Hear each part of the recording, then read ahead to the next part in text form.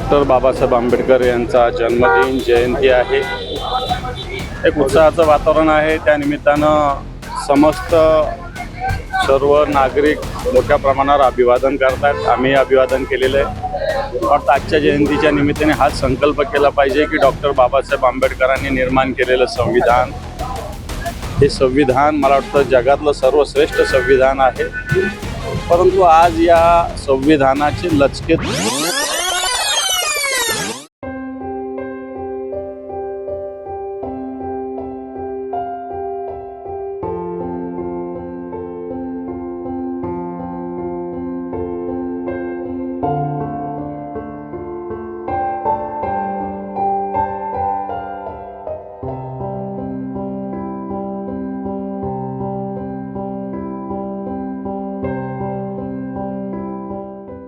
Doctor Babasaheb Ambedkar यांचा जन्मदिन जयंती आहे। एक उत्साहाचं वातावरण आहे। त्या निमित्तानं समस्त सर्व नागरिक मोठ्या प्रमाणावर अभिवादन करतात। आम्ही अभिवादन केलेलं आहे। और आजच्या जयंतीच्या निमित्ताने हाच संकल्प केला पाहिजे की डॉक्टर बाबासाहेब आंबेडकरांनी निर्माण केलेलं संविधान हे संविधान मला वाटतं जगातलं सर्वश्रेष्ठ संविधान आहे।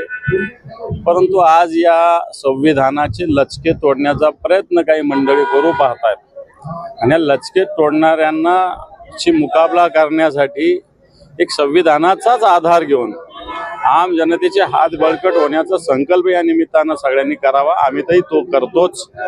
वाटतं हाच संकल्प आज जयंतीच्या निमित्ताने आम्ही केलेला आहे। वाटतं हे आता वेगवेगळे लोक बोलतात आणि अशा पद्धतीने वेगवेगळ्या पद्धतीनं आरोप प्रत्यारोप करण्याचा एक फॅशन झाली असं शब्द वापरणार नाही मी। परंतु मला असं वाटतं आता SIT चौकशी चालू आहे, CID आहे, ED आहे, सगळे लोक असताना असा इन्काउंटर कसा काय होईल?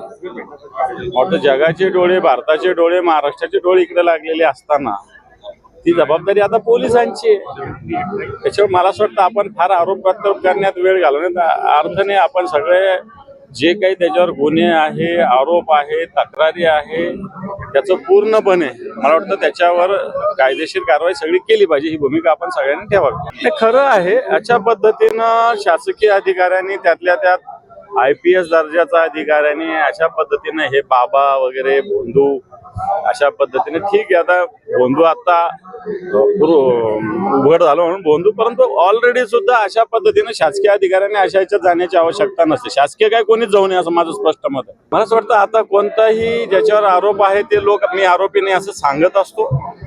आरोपाची शहानिशा पूर्ण पद्धतीनं चौकशी झाल्याच्या याच्याविषयी कोणी बोलू शकत नाही। परंतु माझ्या खात्यावर 2-2, 5-5, 10-10 कोटी रुपये जमा होतात आणि मी झोपलेलो असतो का, हा एक प्रश्न आहेच ना। माझे पेपर्स कोण घेतं, कोणासाठी, आपण कशासाठी देतो ही बघण्याची आवश्यकता आहे। त्यामुळे असं म्हणण्यात कोणतेही तथ्य नाही असं मला तरी वाटतं। चालू आहे भारतीय जनता पार्टी अशा पद्धतीनं अजितदादाचा पक्ष असो किंवा एकनाथ शिंदे साहेबांचा पक्ष असो यांची शिकार करण्यासाठी टपलेला आहे। म्हणजे ते एकदा सुधाकर सावज टप्प्यात आलं की त्याची शिकार केली जाते। मला वाटतं टप्प्यात येण्यासाठी असं ट्रिगरवर हात देऊन भारतीय जनता पार्टी बसलेली एवढं तर नक्की।